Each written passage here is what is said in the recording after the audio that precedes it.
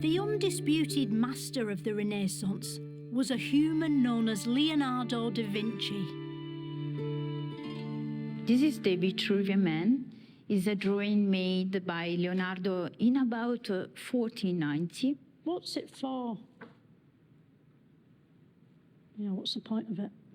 The point was that Leonardo wanted to know how to sketch the human body proportion.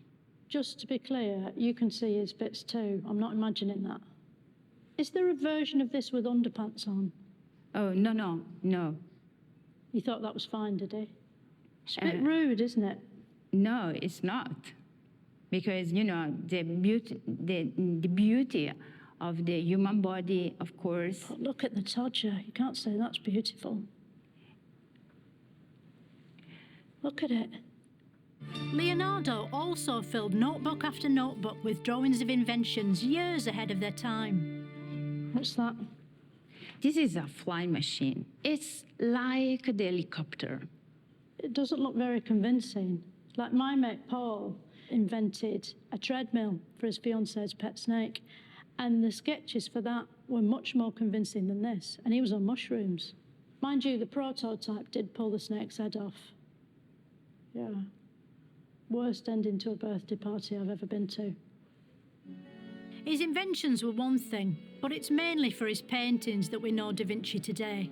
This is the Mona Lisa, an actual painting that exists in our world and on this wall. It's Mona Lisa's enigmatic character that draws people in. Like all women, you simply can't tell what's going on in her head.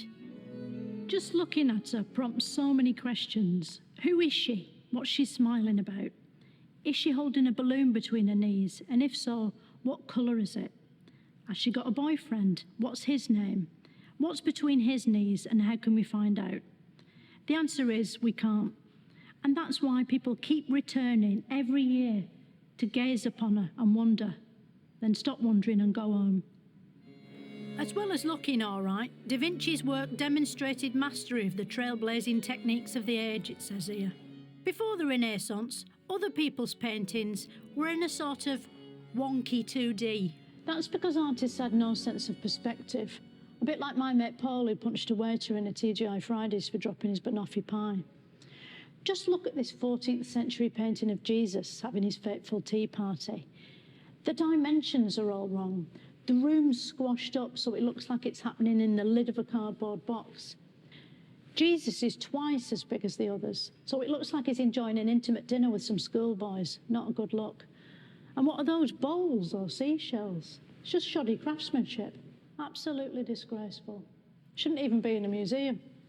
But Da Vinci's reboot of the same painting is a different story. He knew how to perspective the fuck out of things. Look at the angles of the walls in The Last Supper and the table there. You almost feel like you could crawl inside it and betray Jesus yourself. Perspective was a huge leap forward for human art, on a par with the release of Crash Bandicoot centuries later. There's no denying the Renaissance was a pretty big deal for civilization. Just how important it was is for experts to decide. Which was more culturally significant, the Renaissance or Single Ladies by Beyoncé? They both have their period. They both have their time. Beyoncé I'm rather fond of, but what the Renaissance was trying to do was to reform culture as a whole, and whatever Beyoncé does, I don't think she's quite got that ambition. So what, the work of a few straight white men just blows Beyoncé out of the water? Is that what you're saying, on camera?